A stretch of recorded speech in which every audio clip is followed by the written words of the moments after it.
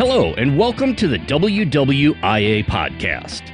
We're honored to have you join us in our mission to bring honor, connection, and healing to America's combat wounded Purple Heart heroes. If this is your first time listening to this podcast, we welcome you. If you're a returning listener, thanks for coming back. Please be sure to tell others about our podcast and leave us a review if you're enjoying what you're hearing. Our WWIA events could not take place were it not for the generosity and selfless efforts of so many remarkable hosts across North America.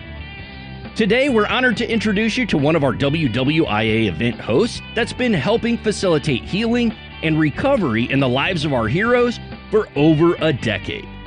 WWIA founder and CEO John McDaniel welcomes Mr. Dan Bevevino to the podcast. Dan and his wife Susan proudly host two different WWIA events annually, a turkey hunt in the spring and an archery deer hunt in the fall.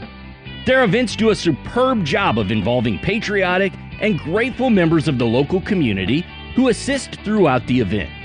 Their beautiful property in Pennsylvania provides an idyllic setting for our heroes to get away from the demands of everyday life so they can relax, connect with their fellow Purple Heart recipients, and enjoy some world-class hunting and fishing in the great outdoors. Dan and Susan have both worked in the healthcare industry for over 30 years and share three wonderful adult children who are also heavily involved in contributing to each event.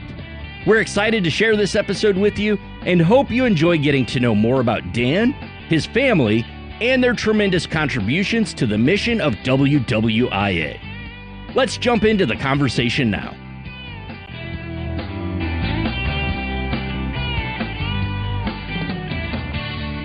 Hi, I'm John McDaniel, founder and CEO of the Wounded Warriors in Action Foundation, and this is our podcast, Honor, Connect, Heal. And I have another very special guest with me today. His name is Dan Bevevino, and he hails from Rural Valley, Pennsylvania, which is where he currently is. He's been supporting the foundation now for, I think, 11 years, maybe coming up on 12 years.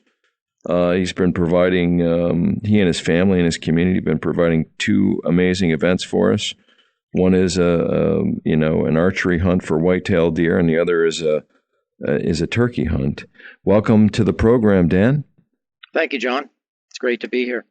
Yeah, it's great to see you. You know, I said several years ago that I would, at the 5-year mark, it got to the point where I just couldn't go out and see everybody that was making, help make the foundation a better place and providing all these great services, these healing services for our combat wounded by way of these outdoor sporting programs and that we run. And and I said I'd see everybody at 5-year mark, and then I couldn't do that. And then I said I would do it at the 10-year mark. And boy, I've just failed you, haven't I?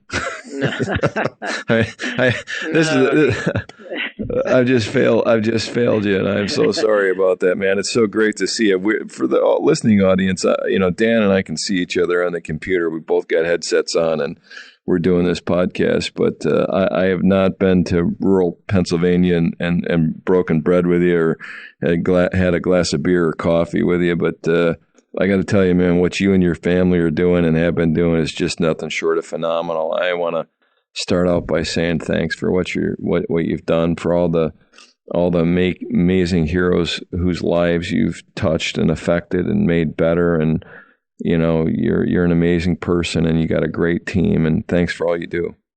Well, thank you. Thank you for saying that, and also thank you for the support that you give us. Really, we wouldn't be doing this if it weren't for your organization, and it's just a perfect complement to what we want to do and what we want to achieve, to honor the veterans. So it's been a great match for us. Well, thanks for saying that.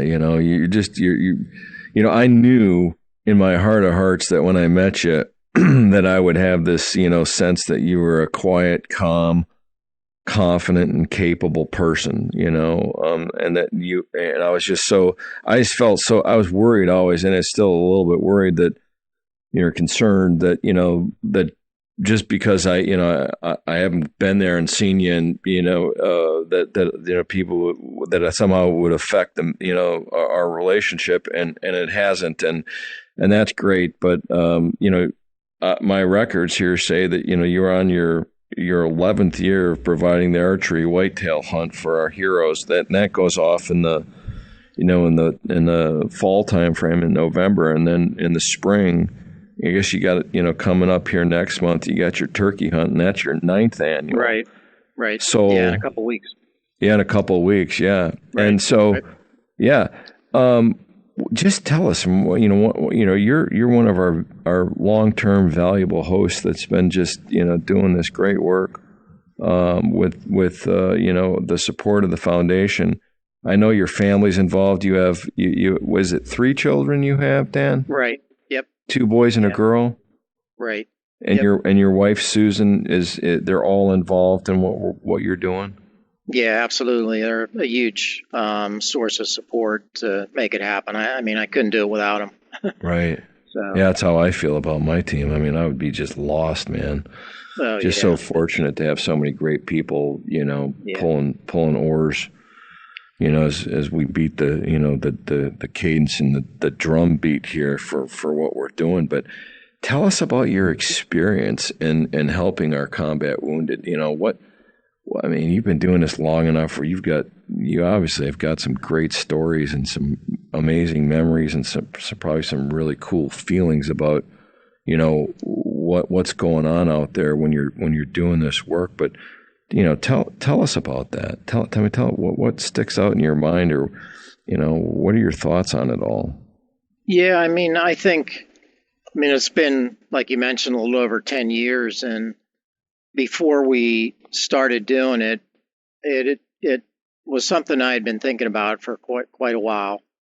And the outdoors have always been a great source of comfort and healing for me. Mm-hmm. Since hunting as a little kid, and then as an adult, when there were challenging times or, losses that I experienced, the outdoors were really part of that pathway to feeling better and healing, and I wanted to, be able to share that. And, we have had the facilities and property to be able to do that. And so we initiated it in 2014, and that was our first event. And, at that time, and I just remember talking to you and your organization and Karina, and just trying to figure out if we could really pull it off and if it would be a success. I've never served in the military. I was, that made me even more apprehensive, but just reading about Wounded Warriors in Action, looking at the website, you can kind of feel the culture just from looking at the website, and knowing that a lead associate was involved really gave me a high level of comfort. And so when we did that first event in 2014, it was just, first of all, it was a lot of fun. And the guys just gave us great feedback. And it was really, when I think back, like the last night of that first event, just sitting around getting their feedback and knowing that we pulled it off, that was just a tremendous feeling, and certainly motivated us to just keep going. And so we've kind of been doing it ever since, but it's been a great, from our perspective, a great partnership with your organization. Well, thanks for sharing that. Yeah. I guess one of the titles I have is, I know I'm the first, host, if you will, for the foundation, when I started doing this by myself, that being, taking Purple Heart recipients out hunting and fishing as a means of, honoring their service and the sacrifices they've made, and connecting them with each other, and connecting them with and surrounding them with people who care and the great outdoors, and those components of our work, here, I think Camp Hackett, the original longest standing mission that we run, is on its 18th year, I think, this year coming up. And wow. I know, yeah. And Yeah, it really is. And I I have the same feelings you do. I served for 20 years, on active duty. But when they show up in my camp, I feel like I'm tuned like a piano. Yeah. And yeah, right. One, absolutely. Yeah. Because we're this thing's happening, and Yep. and it's got irreversible momentum at that point. Yep. And you're all, I just can't describe it. Like, I feel like, man, these guys are coming to my camp, and I gotta bring my A game, and everything from what are we going to be eating to what are we going to be hunting, and who's involved, and getting to know these guys, and it feels like a performance, Yep. And I always have been the kind of guy that, I don't mean like a theatrical performance, but I feel like, you're going to be, like it or not, this whole thing that we're doing with them is going to be judged. They're going to leave here with an experience. And I don't mean like judged like, well, the food sucked. I don't mean it like that. Right. But, I just know that when they leave my camp after 4 or 5 days of doing the work that we're doing, that they're going to have a memory.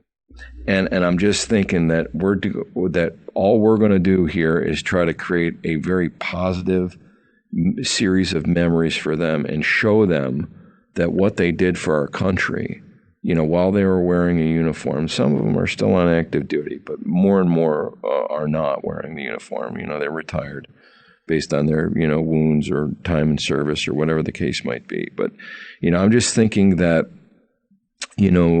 our memory cups, if you will, have only so much capacity in them. And they have a few memories that they probably would like to forget or not visit as often. And if we can replace some of those memories, supplant them with other, better memories, now that there's usually typically now a much greater duration of time from the point when they were wounded and then their experiences that they had in combat. Now that as time expands, they're further away from that, and these new memories can come in, and it's got to feel really good when people open their doors, people that they don't know, like you and your family and community. They don't know you guys from a hole in the wall. You're a volunteer, and we're not paying you to do this. You found us and said, "I want to help you," right? And that's powerful. Right. That's super powerful. And so I think some of that, that whole idea and the whole concept of what we're doing, I think when they get back on a plane or get in their car and go back home, you can't help but be left with this feeling of, I'm appreciated. What I did is appreciated and valued. And as we know, that didn't always happen in our country's history. No. Shamefully. Tragically, it didn't. Yeah, right. That's right. Shameful. It's a good word for it. Yeah. Right, exactly. So yeah, absolutely. I mean, I can relate to just that feeling of anticipation before the event, and then the guys start arriving, and it's just, there's logistics, there's volunteers you're coordinating, and like you said, the food, and that's a big part of it for us, and so I think, I kind of look at it as when the guys come in, they're our customers, right? And you're trying to just provide a great customer experience and create those memories, like you mentioned. I think, when I think about it and when I talk to the guys, we obviously want to make that 3 or 4 day period very positive and fun and memorable, meaningful. But I think the biggest impact is if they take that back with them, and it helps carry them beyond that 3 to 4 days, and it's something that they can think about and cherish, and kind of gives them just peace and strength after that by knowing that we want to honor them, we want to thank them, and that we appreciate it. And that's, to me, if that impact of the event carries beyond the event, that's really success, I guess. Yeah. Well, that's right. And they do get a chance in more than one opportunity to say thank you, and they write this being the Purple Heart recipients that we serve. They get a chance to write in a journal and tell us about their experience, and then they also get a chance to do a survey that we've asked them to do about their experience, which is, a little more, it's not really clinical. It's more scientific, than anything else, because we're asking them to tell us how they felt, before the event and then after the event, in terms of, things that are relevant, I think scientifically relevant to our work, and it has to do with some of the trauma that they have experienced, and everything from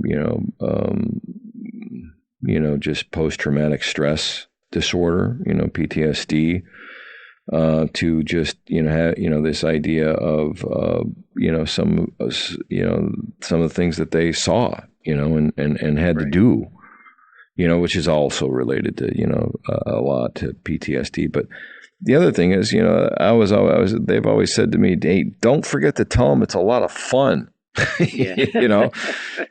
they do have a lot of fun, and that's part of it. You want to smile and reconnect, and they feel, the heroes feel really comfortable and safe in places like your home and around your property and your community. And the expectations on them are not great. We don't ask them, to do much other than, and relax, enjoy yourself, and get to know the people around you. That's the heroes, the other heroes on the event, the hosts, their families, their community.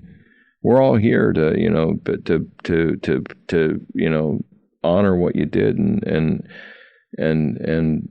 provide an opportunity that you might otherwise not have. And speaking of opportunities, Pennsylvania has just been, the Keystone State. It's always been a sportsman's paradise. I mean, you guys got great bear, you got great whitetails, you got great fishing, you got great small game, turkey. Pennsylvania, tell us about, I see you got a big buck on the wall hanging there behind you, but tell us about your property and what's going on there. Yeah. So the main lodge that I'm in right now sits on about 175 acres. Okay. And we actually had a residential real estate rental business. And we got into, 10 or 15 years ago, and we were renting to the gas companies that were traveling through town. And that business really fell off. And then this particular house was damaged one winter. And at that point, I just viewed that as a catalyst to, I'm going to remodel this thing into a hunting lodge and, make it good for what I want to do here with Wounded Warriors. But a lot of it is cultivated land, probably 100 acres of the 175. And I mean, it's under till. It's under till. Yeah. Okay. It's either soybean or corn. And it really attracts the deer and the turkeys. And so in many ways, the deer are overpopulated. Certainly, if you ask the farmers here, there's too many deer eating all the crops. So, but it's really kind of I think comparatively to some areas of the country where there's thousands of acres, in 100-acre piece here, you just have, it can really support a lot of wildlife. Absolutely, with pockets of woods and cover for them, and they need water, they need food, they need shelter, just like us, right? And they need a habitat that's conducive to to all of that. So that's fantastic. Yeah. Wow. Yeah, and it's basically literally, there's an unlimited food supply for the deer here. Right. I mean, it's hundreds of acres of they eat like cows, essentially. Right. Corn and soybean and grain. And so, but then there was an adjoining farm to ours, kind of interesting. Another, fortuitous thing occurred. About a 230-acre farm that joined our farm came up for auction in 2020. And we formed our own charity and bid on it at that auction, and we're fortunate to get that farm. So now the combined acreage is 400 acres. And Excellent. On that farm, we're in the process of putting up a meeting facility so that, hopefully we can enhance and expand what we do here, and hopefully, expand our work with your organization by having, a meeting facility, and probably between the two places, 12 to 14 bedrooms. And so. Wow, we could do our guide school there, man. Yeah, absolutely. I'd love it. So. We got a safety symposium every other year now, where we bring the guides in and do a safety symposium. We could do two of those. We could actually do two of those. Or we could do, to be honest with you, the safety symposium. We do a guide school, okay, which is 10 days. Plus or minus, I think the in-resident piece is about 7, because we try to now get through the power of the internet and online stuff. We try to do some of that, have the heroes have some of that accomplished before they get to this guide school. But we're doing a safety symposium every other year, which we could probably do. I say probably. I know we could do that every year. We have staff now of 26. Trained guides, that are running these events for us all around the country, and safety is a huge piece to obviously to what we do. And we've got a great safety record. Actually, I've heard it referred to as flawless. I think we use that word. We just don't have any. Thank God, knock on wood. Any serious incidents. Where anybody got hurt in 18 years, and that's pretty good, considering that we're using firearms and archery equipment and all kinds of stuff out there, sharp hooks and things like this. So though that's interesting. I didn't know that. I will certainly keep that in mind as we move forward, because having a facility that's centrally located in the United States to bring these guides to. Right now we've done South Dakota, we've done Maine, we've done northern Wisconsin, and so we could easily maybe work something in to get something going there in Pennsylvania, if you had the right facilities, which it sounds like you do. So what's wonderful. It's good to know that. I appreciate you sharing that with me. No, that would be we'd love to do that. So absolutely. Yeah. So now you guys are doing archery, right? I mean, your event there now you're in rural Valley, Pennsylvania, which by the very nature of its title, or the name of the city, I guess you could call it a city. Maybe it's a town. I don't know what you call it in Pennsylvania. A village, but the population, I'm told, is like 818 people. Yeah, it's a nice little town, and lots of farms around, and wide open areas. A lot of mining property or property that was formerly mined. So a lot of hills. Is there a lot of hills and mountains around you? Yeah, it's a very hilly area, which I think helps with providing cover for the game and water. So, it's a very rural area. It's wide open, pretty private where our land is. So very cool. So you're geographically, you're correct me if I'm wrong, but you're like northeast of Pittsburgh? Right. Yeah, it's about an hour and a half from the Pittsburgh airport. Well, see, that's good. We could fly into Pittsburgh, right?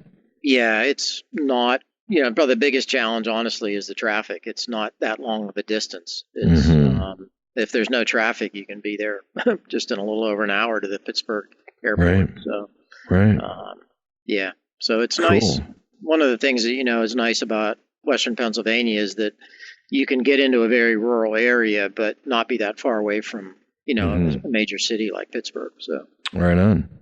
So have you guys, I mean, are the guys successful hunting whitetail with archery equipment on Yeah. your property? Yeah, we've had a lot of success, especially lately. Having additional properties really helped. Yeah. And also, we're able to get both buck and doe tags for the guys. Excellent. And I think just about everybody gets an opportunity to shoot at a doe. Mm-hmm. I think our last event we had five heroes here. I think so. They got shots at 4 bucks. 2 of them. Oh, wow. They That's harvested great. two bucks. And I think 2 does, but they had multiple opportunities. So it was. You made me think of something that made me chuckle. I got to tell you a quick story. So here we are at Camp Hackett. This is northern Wisconsin. Our northernmost healing center, and we have heroes. And this is a couple years ago, and I will not mention any names, but Camp Hackett. One of the challenges we have up there is that the North Woods of Wisconsin has wolves. The predators up there are out of control, because they've been protected. So they've just, and we've created a smorgasbord of chow for them in the way of, healthy whitetails. But it's very challenging up there to expect in the North Woods of Wisconsin that you're going to bring these heroes in, they're going to archery hunt, for whitetail deer in this environment, and they're going to be successful. Now, there's some monsters running around out there. Yeah. There's no question about that. But they're very smart, and they're very leery because at any time they turn around, they could have a pack of wolves or, a black bear, or, there's just a lot of, big coyotes. There's just a lot of predation going on up there in the North Woods that's pretty much gone unchecked. And so it's very challenging to up there to... It's ambitious to say that, in a weekend you're going to shoot a white-tailed deer, let alone a buck up there. And so anyway, the way we've solved that or helped solve that is a lot of the local folks who have properties that sound, like yours, a lot of agriculture away, down closer to the town of Phillips, where the wolves are not as likely to go. Where our property at Camp Hackett's just nothing but wilderness, and it's, 30 minutes out of town, but you don't have to go far to get into the bush, up there. And so a lot of the surrounding folks in the community have stepped up and said, hey, I understand in 18 years you never killed a deer, a buck up here. And I go, yep, that's true. And that just sounds ridiculous, right? But it's true. And so anyway, long story short, these folks have said, why don't you hunt my property? I mean, I got a lot of apple trees. I've got some food plots, blah, blah, blah. So we said, okay, great. So we've done that. And, a couple of years ago, one of the heroes, we give him crossbows. It's this special forces guy. A couple of them. I've probably given it away. If he's listening to this, I'm sorry, I won't mention your name, but I do remember. So we're sitting around dinner that night, and we're talking about the hunt. And guy goes, yeah, I had a shot at this monster deer, and we're like, he got my attention immediately. Like, yeah.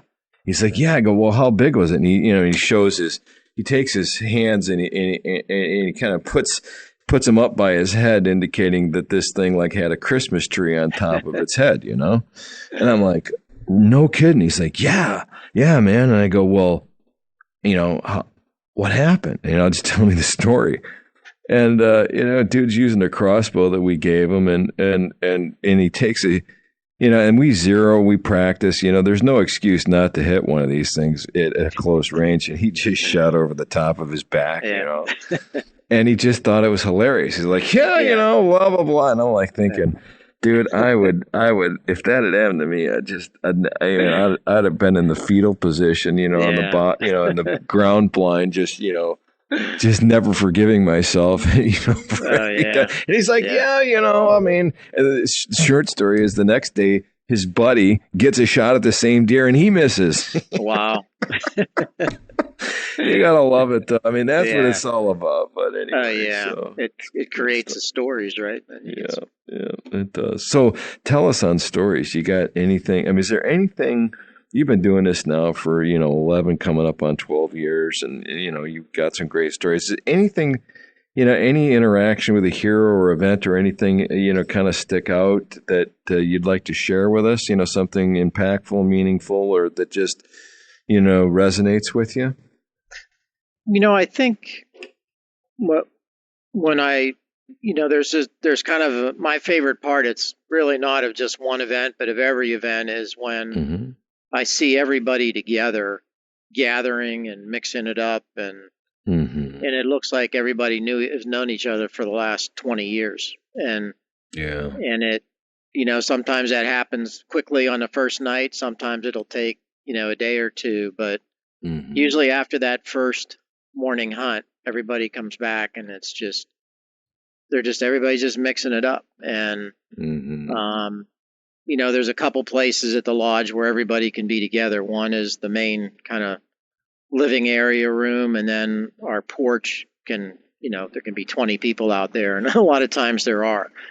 Right. And, we'll have 3D targets out there during bow season, and everybody's shooting at them and yucking it up. And that's kind of I think it's my favorite part of every event. But I think what we kind of touched on this before, but the thing that I think means the most to me is if one of the guys or the multiple guys communicate that this experience, they'll carry it beyond the 3 to 4 days. And that, I remember one guy standing up at dinner saying, this is going to help me be better when I get home, whatever I'm doing, whether it's a husband, a father, or employee, or brother, whatever it is, that the experience will help me. And that's probably, something that's just kind of burned into my memory of, knowing that it's helping and making an impact. It's funny, but everybody kind of says the same thing. And I feel the same way. It's like when you're saying that, my head's going north and south because they share, the Purple Heart community, share a very, very sacred bond among each other. It's like, hey, I served in combat, but by the grace of God go I was not wounded. And like they didn't want to get wounded. Guys don't go into combat hoping they get wounded in their Purple Heart. That's the last thing they want, right? But it happens to them. It happens, it's a dangerous business that they're in, and war fighting is a dangerous business. And so, they share that, and they are awarded this medal for merit of all things. That's what it says on the back. It says for merit, and certainly wearing our country's uniform has merit, but wearing our country's uniform and being wounded while wearing it, that has more merit. Yeah. And so they get a medal, that Purple Heart medal for that, and deservingly so. And and sad thing is, you could probably take that medal with you, anywhere you went, and it wouldn't buy you a cup of coffee at the local diner. People are like, "Yeah, coffee's $1.25." Sorry. Right. Sort of thing. But, that's not the point. It's what it symbolizes, right? And what you're doing and what your community's doing, what all these other communities are doing to help our heroes this way, in this very unique way, is an expression of merit. That's what that is. We appreciate what you did. It was very meritorious, and thank you. And when they when they get together, it doesn't take them, but usually, half a day or so to kind of get, the storming, norming, and forming functions out of the way after everybody gets done, looking up underneath people's teepees and figuring out what's in there. It don't take them long before they're immediately bonding and sharing, oh yeah, this, that, and the other thing. And, and even we start, as I hope you've had, because we've integrated always have, all veterans from all eras of conflict, into our program services. The World War two guys are pretty much gone now, but 18 years ago when we first started doing this, there was several of them that we were serving that were still incapable of going out on these adventures and doing these things. But as the years have gone by, that's not the case with them. But, the Korean war fighters, the Vietnam veterans, of course, are integrated into our operations. And even with this new generation of war fighters post 9/11, they don't skip a beat. They all mesh together like gears. And I think they look at the older guys, the Vietnam generation guys, and guys like me. I mean, I wasn't old enough to be in Vietnam, but some people have asked me now that I had gray hair if I was in Vietnam. I go, no, I was born in 1964. Yeah. But they all just mesh like gears, and it's that common bond, that commonality and shared experience of being a soldier, being a Marine, having served in combat, understanding what, that uncertainty is like every day you go outside the wire. And coming back, even, just coming back, period, living through that experience, mostly it's, if it were 100 minutes, in total, it's been said that, it's like 99 minutes of sheer boredom interrupted by 1 minute of sheer panic, and that's the nature of it. But doing that day after day, for a year on a year deployment. And then some of these guys are on their 12, 13. I haven't even met a guy who's had 14 deployments. I'm like, 14? Dude, seriously? 14? He goes, yeah, 14. And you just shake your head. It's incredible. It's absolutely incredible. And you go, okay, well, let me see. Let's just lay this out here. We have this organization that's providing these opportunities. You're going to, go on a all expense paid opportunity to go hunt or fish someplace in America, be surrounded by other combat wounded and people and communities who care about you. You're not going to pay a dime. We're going to take care of all this for you. And it's just our way of saying thanks for doing that. That sounds like we should be doing a lot more of that, if you ask me. Yeah, right? Absolutely. I mean, they earned that. The government can't, and God bless. I'm gonna toot the government horn for a moment here, but people say, well, the government should be doing that. Well, not so fast there, cowboy. We want less government. Then government gets involved in things just have a tendency to not go so well. I mean, I'm not anti-government. Okay, don't get me wrong. All right. I love our government. I love our country more. The government's run by politicians. I'm not going to go there. But, at the end of the day, the government is supporting the Veterans Administration. The VA is doing a lot, okay, to help these amazing Americans in terms of, their health care. And people love to bash the VA, but there are some wonderful programs that are there to help them. And they are helping the foundation in ways that do enhance our services. And so, but yeah, you're right. You get these guys together, they start to bond and they open up a little bit and to have you and your family and your community, most of whom may not have ever served, to be part of that and witness that when that yucking around the fire, that sitting on the porch, guy goes off and starts, shooting targets with his bow, and he comes back and, has a nice meal, and they, chatter, and they put the weapons up, and maybe somebody might have a beer or a fresh, a refreshing beverage, eating a dessert on the porch. You see in all this and you go, wow, this is America, man, right? That's America. Yeah, absolutely. Yeah. And one of the things that struck me as I got into it was just what tremendous patriots, the heroes are. And in spite of those multiple deployments and sometimes multiple Purple Hearts, they're ready to go back. I mean, exactly. It's just amazing. And it is. It's inspiring, and it kind of restores your faith in the country and the spirit of America. And it's been inspiring for us in just, so many ways. Yeah. Thanks for what you guys do. And please share. I know that your family and your community, even the state troopers are involved in a little bit in what you're doing, right? Yeah, and, absolutely. Yeah. So we got a couple retired state troopers, and they bring swag for the guys. And it's cool. They've been great. So cool. Yep. Yeah. Well, please extend my sincere appreciation on behalf of a grateful foundation and a grateful nation, for God's sakes, for what you guys are doing for these amazing Americans, who served their country and were wounded and are now readjusting to life after service and life after being wounded. Many of whose lives will never be the same because of what they did for our country. It's like you said, that guy said, this is going to help me when I get back to my family. And it does. It's like getting a reset. It's like rebooting your computer.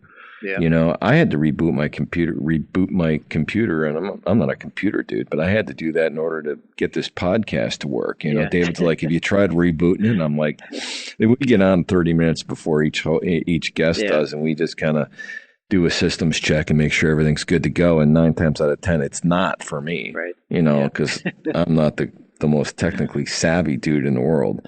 But so, he's like, have you tried rebooting it? Well, I rebooted it. I came back online. I'm like, bingo, it's working, and it's the same thing for, these missions that we do. These guys just get a reboot, and there's more to it than that. I don't want to turn it into a science project, but there's a lot to what we're doing, and we couldn't do it without you. And so please pass my sincere thanks and gratitude to everybody that's on your team.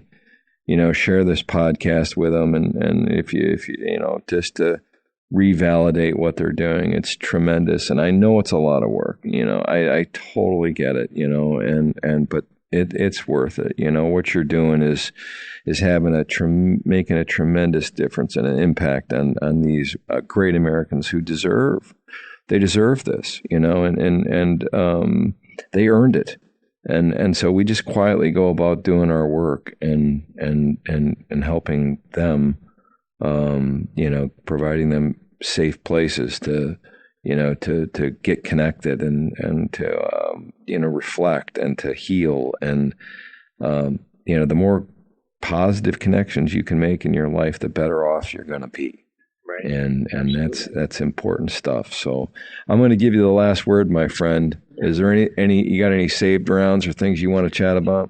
No, I just I guess I would just reciprocate and say, please pass our thanks along to your organization for the tremendous support.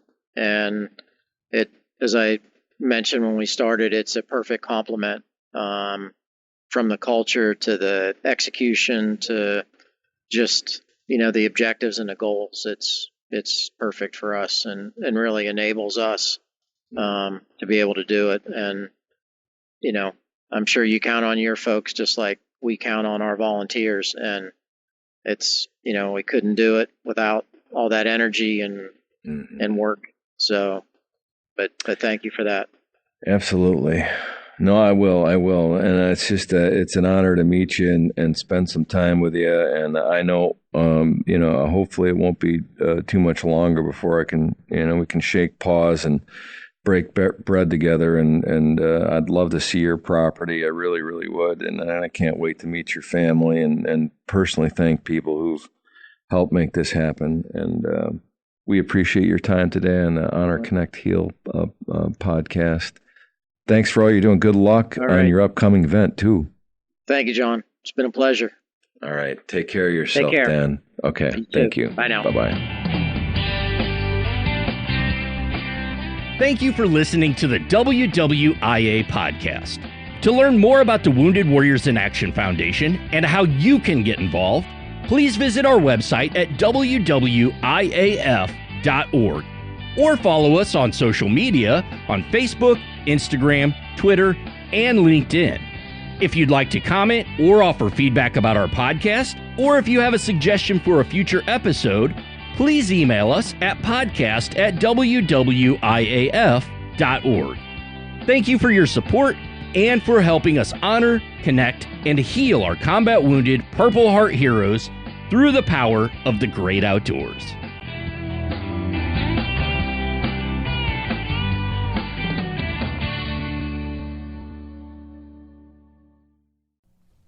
If you like what you're listening to here and would like to join our team in our mission to bring healing power and recovery to America's Purple Heart heroes, please become part of our Sponsor a Hero team by clicking on the link in the podcast notes or by going to wwiaf.org/sponsor.